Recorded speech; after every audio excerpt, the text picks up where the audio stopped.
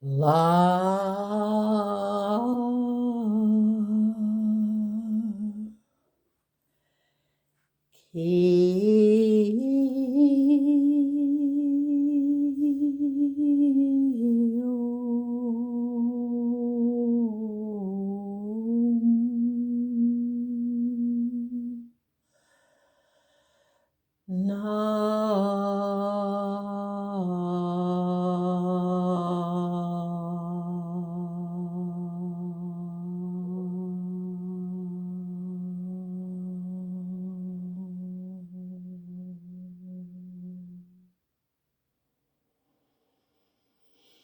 falling in love together, becoming one.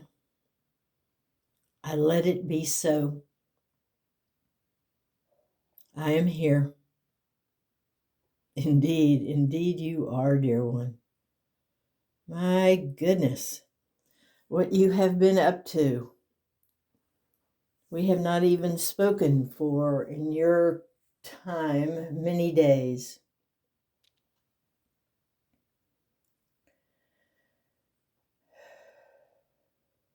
You are still struggling with staying here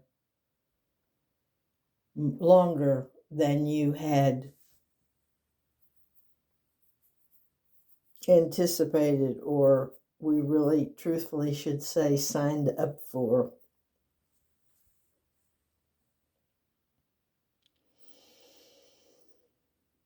And you vacillate your real self, your illusionary self. You are like a ping pong ball, back and forth, back and forth.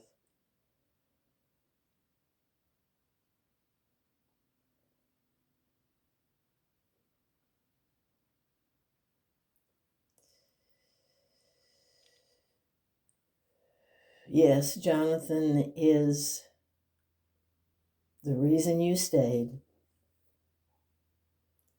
And Jonathan is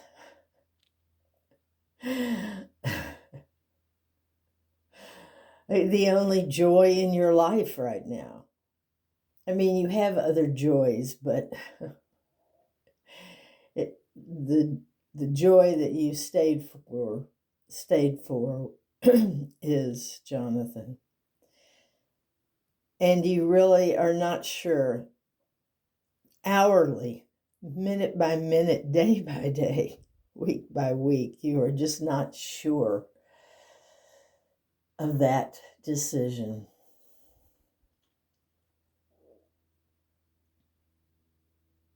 You see, you had already freed yourself. You'd already let yourself know that you were going to return to the real.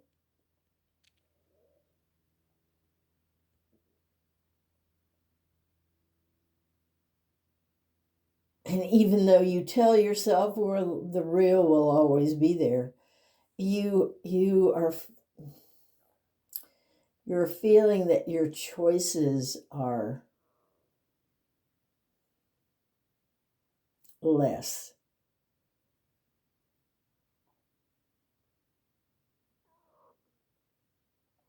You're puzzled by how much you are living in your emotional body.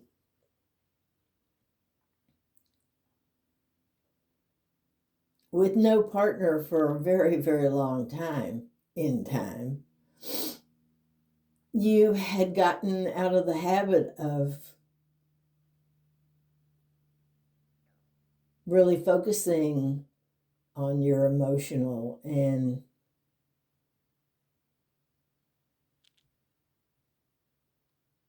you feel like everything you think of and everything you do is naughty, not allowed in good company. This is why your mother is not in your mind wanderings when you are stimulated sexually. She was the source of those rules, you see. You love to tell a story of she caught you smoking a cigarette in your bedroom when you were a teenager, and she said, "Young ladies do not smoke cigarettes." And that is the perfect way to remember that she had all these rules in her mind, in her life. And you, other than the stories you tell and the pictures you look at, you don't feel her presence at all. She doesn't come to you. We're just bringing this up because you are the one now carrying those rules around. And of course, those rules have not stopped you from spending hours and hours, days, more hours, letting your mind make up stories based in some truth you knew in these lifetimes, but pushing the envelope. Oh, absolutely pushing. You've like torn up the envelope.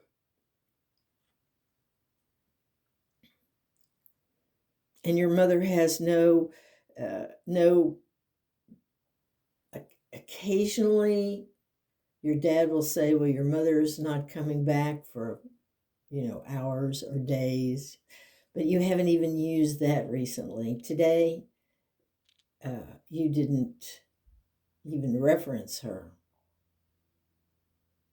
And we're not saying that's bad or wrong. We're just saying you are not bound by those rules that she lived and espoused, and even that your daddy went along with. Your stories now are like, are more like Jonathan's story of freedom, sexual freedom, and it is incredibly moving to you. You are just higher than a kite. Higher than that sky you've been touching.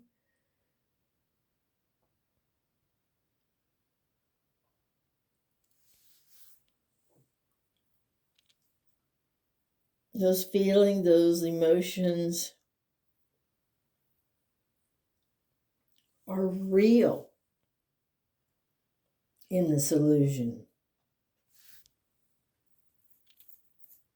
Now, you may not have gone out and done them in the physical,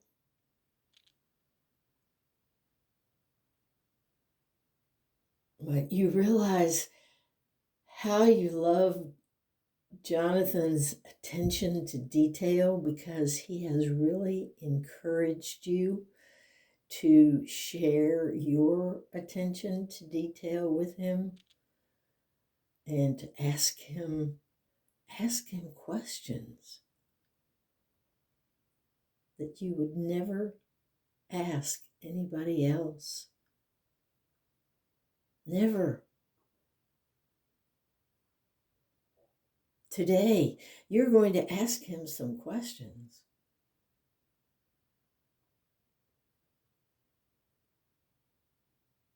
that are incredibly intimate between the two of you.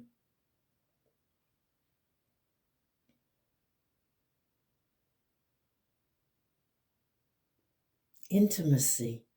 This was a word you couldn't think of last night, but you finally thought of it before you went to bed. Intimacy.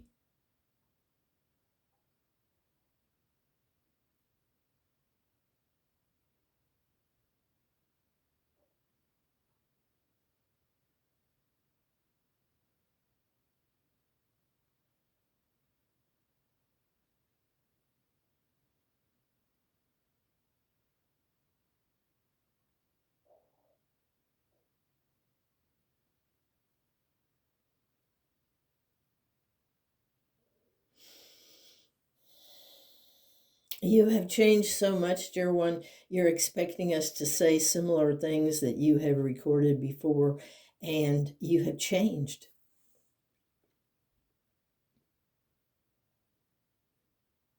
You almost never leave the house. You realize that. You do leave the house, but you don't really leave the house.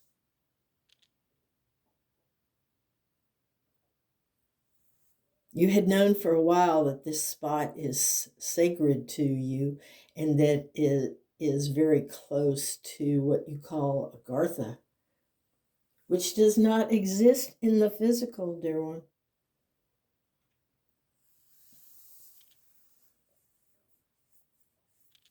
Not at least in this physical.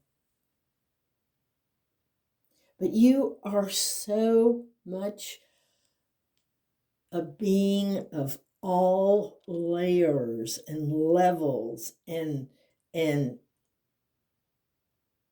descriptions and no description, and the storyteller in you has become just a wild child,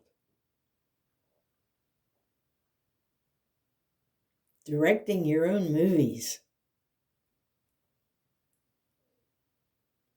writing, starring in, using people that you knew or may still know.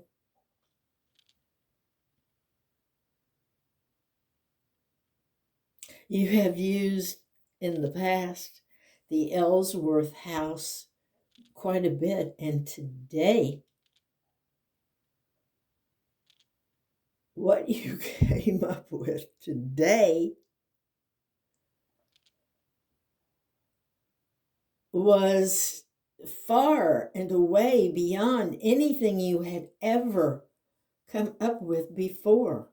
Yes, it had similarities, but no, it was not even close. It would be like, a masterful movie versus, somebody's first time movie. You had the masterful movie today. You had the intimacy between the characters. You had the words. Your script was magnificent. You love the way you put Barbara's family across the street. That was where they lived. And you just walked across the street and told her mother that you wanted Barbara to come over and play because you had a new doll you wanted to share. And you took her back to your place, to your lower bunk bed that you share with Brian. And oh my God, your layers have become infinite, dear one.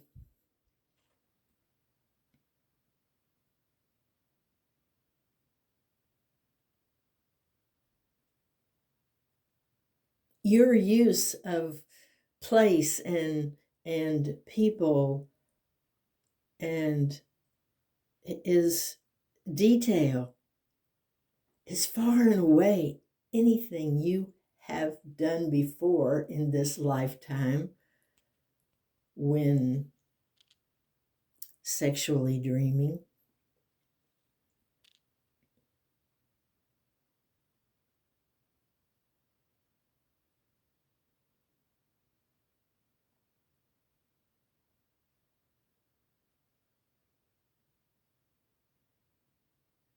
You will get up the courage to ask your questions of Jonathan. You're having a hard time with Jonathan's name. when you go to think of him and use his name, somebody else's name pops in and you have to like go around it and then come back to Jonathan. You're quite puzzled by that. You tell yourself it's because his name is really Michael.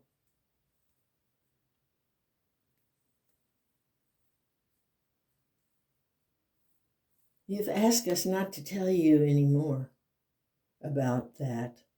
You want to discover it yourself. This is what you have become, dear one. A light, a love light, discovering itself. Oh, yes, you're in an illusion, but what does that mean? It doesn't mean anything to anybody else you know. Jonathan does his best, but it's still. And it's because you channeled the information and you got the vibrations of the message directly out of your own mouth.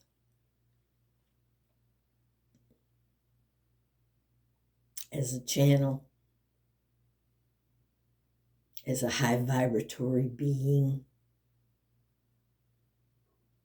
You're like a kid playing in a meadow where there's so many beings to meet and make love to and put your clothes on and take your clothes off and create magically what you want to play with and have and be in that meadow.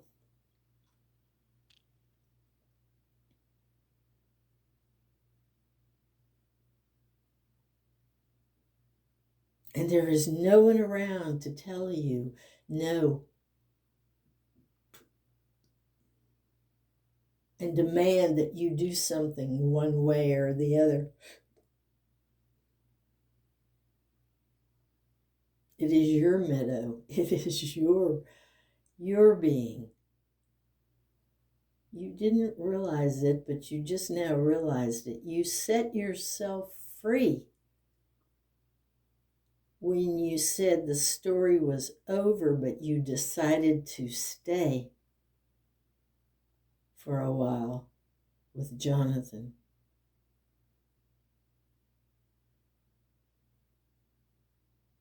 Why does Jonathan's name come second?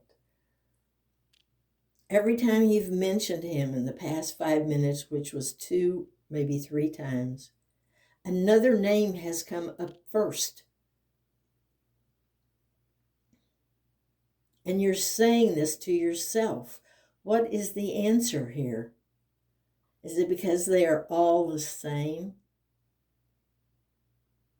That this illusion is literally populated with you, Alexandra, and Michael?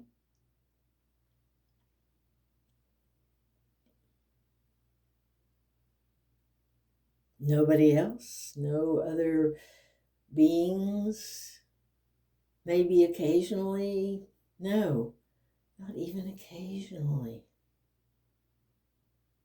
This whole thing is you, Alexandra, and Michael.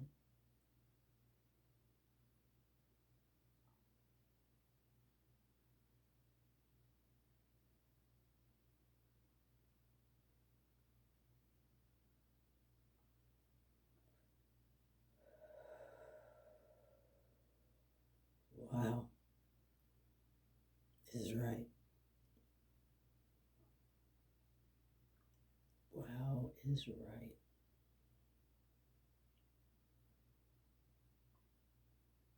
Oh my God, all these other beings are just placeholders who are brought in as walk-ins to give voice to something or other that you need to hear, that you want to hear, that you have written the script. All of these things. It's you, dear one. And Michael, falling in love together, becoming one.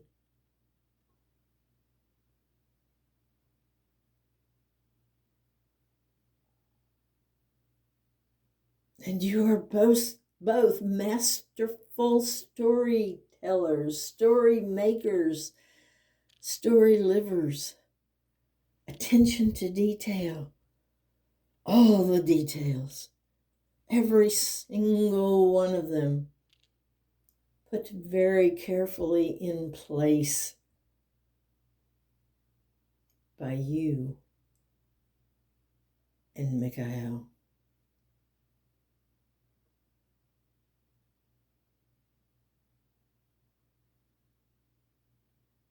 Humans have this wild ideas about what creators are like. They say God. They've been taught that. It's not anything special to them. They didn't make it up. They are walk-ins. They are given a script and they say the words that you as the audience, you as the director, you as the creators,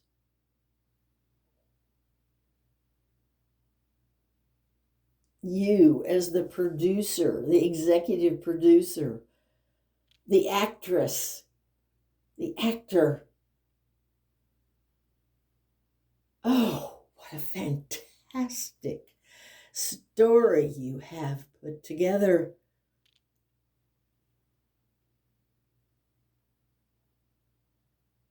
Of a beautiful being who can lay down and create the most extraordinary sexual vibrations.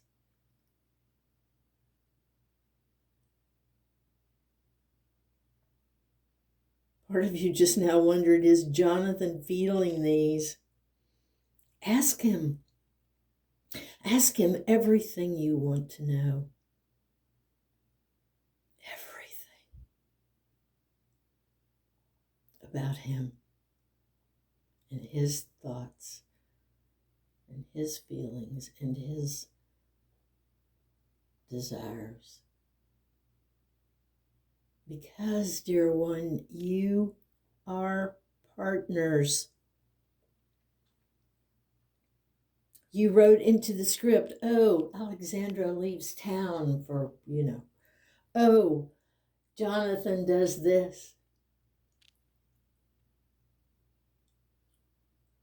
And those pictures yesterday of the people that he hung out with from a very, very young age.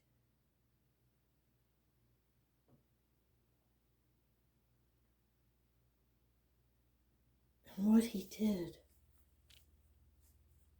What he initiated. What he is wild about.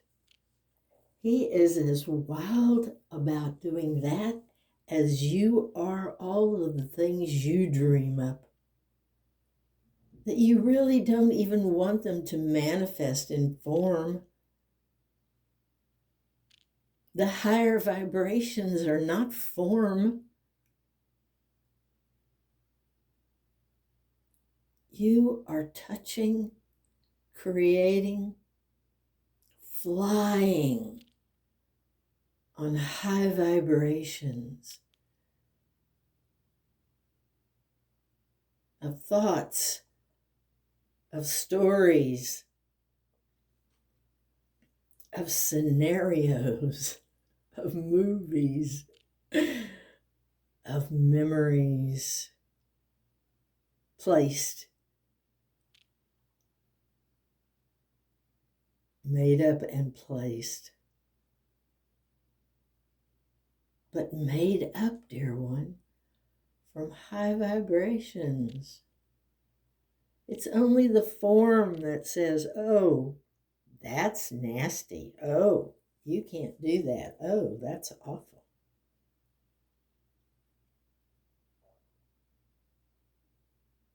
And that's why you're not really wild about form. You like the clothes of the form. You like the food of the form. You like your car. You like to drive. You love to drive. You were never the same after your dad taught you to drive at age 14. You have always loved to drive.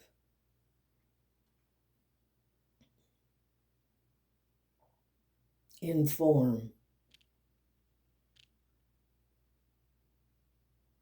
And we must laugh sometimes at what you and Jonathan will say to each other or accuse each other of being without being accusing, without being nasty or negative. And the one thing you've noticed you have in common that you rag each other about that you do is being in charge. Because that you are in charge, dear one. It's not an illusion. It is the real that you are in charge. And Jonathan is in charge. And you have spun this wonderful, wonderful, wonderful play. Shakespeare said the play is the thing.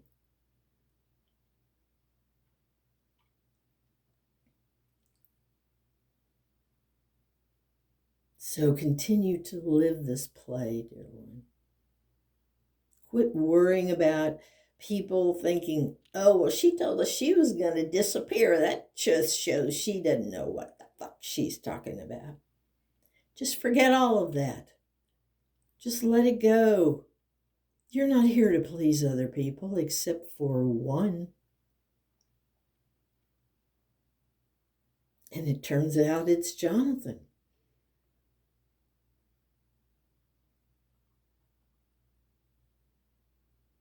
You paid $50,000 to please him, not to make him be happy about you, but to be happy in his life. To be joyful in his life. And to take away, wipe out something in form that is the biggest illusion, one of the biggest illusions. Now, if you had never been taught that money was that important, it wouldn't be that important. It's all the rules, and you and Jonathan turn your back on the rules because these are your stories and no one else's. And you do not allow, most of the time, Jonathan's better than you. You do not allow the story to turn around and dictate to you. You are in charge of the story.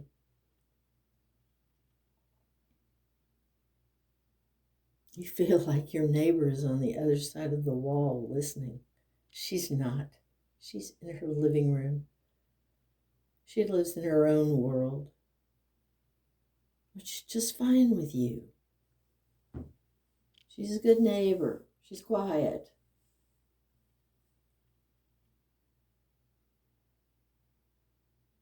Until she turns on her air conditioner. And you've even kind of gotten used to that. So.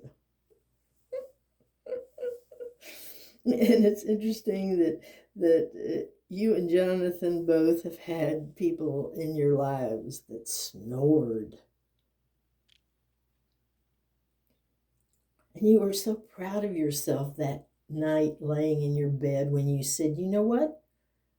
I got used to my daddy snoring and I could sleep soundly, so I can just ignore Joyce's snoring. And pretty soon after that, she got a CPAP and quit snoring. But you can't do anything about her air conditioner.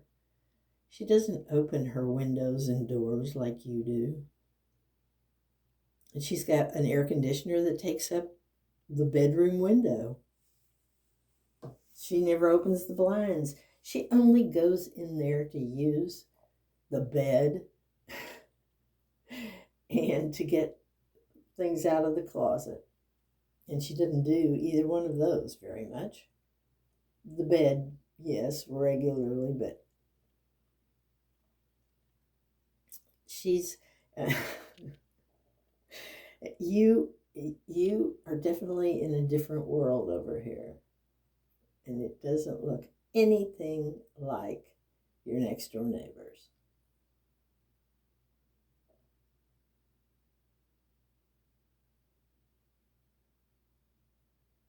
So we have come full circle. You are now officially waiting for Jonathan to check in with you when his partner is got his headphones on and you and he can talk openly with each other. Would you do it if you were with him? His world is so set up for Jonathan. He won't admit it. He doesn't like that it might come out that way. But he really doesn't want you to expect him to change his reality for you.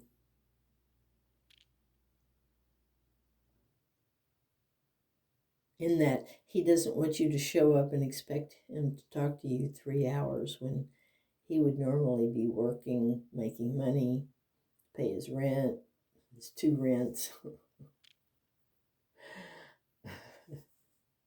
And he's got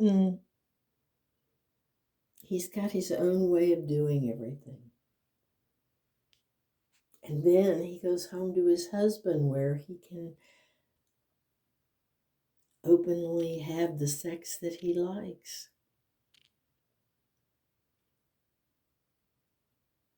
It's really a beautiful world that he has created for himself where he doesn't have to hide anything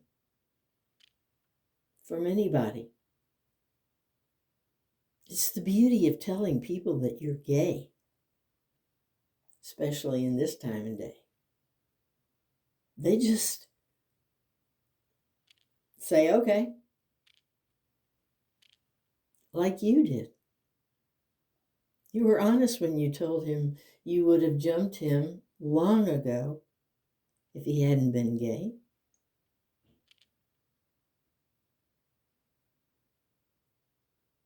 So even you honor his desires. And you've realized after yesterday's picture festival, that he has been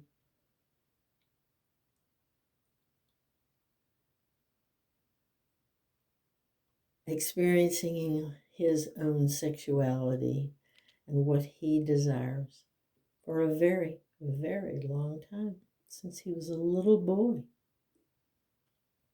And that just added to your story.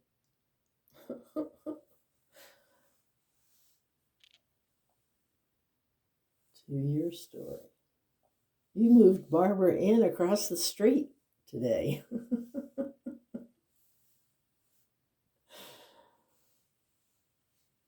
2 8, 10-year-olds, 9-year-olds, that age. Brian is a little bit older than 3. You started with 3 today, but you ended up with him more like, I don't know, you kind of like 7 for yourself and 3 or 4 for him.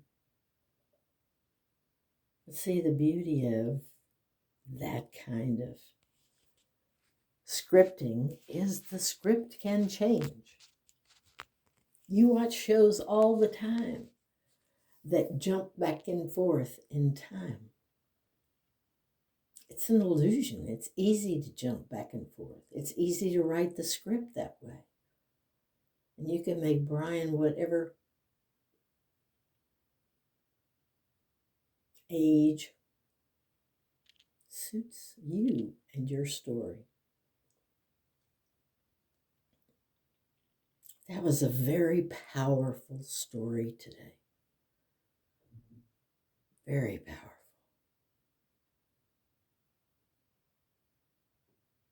Your neighbor is on the other side of the wall. She's finding herself inexplicably being drawn to the bathroom. So let's just move out into the kitchen. It seems to be quieter out here than it was earlier.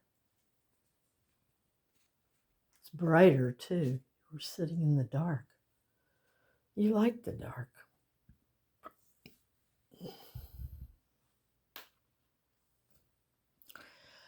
What do you think Jonathan is going to tell you today?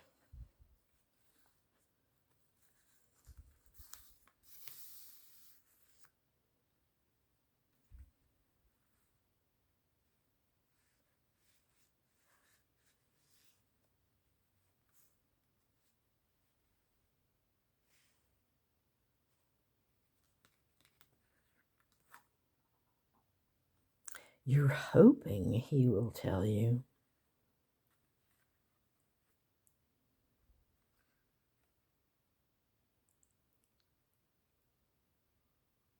We won't even say it. We will just leave it for him to say.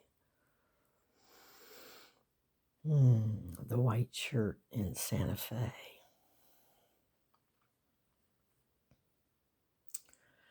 All right. Why don't you just sit down and do your exercises and then do the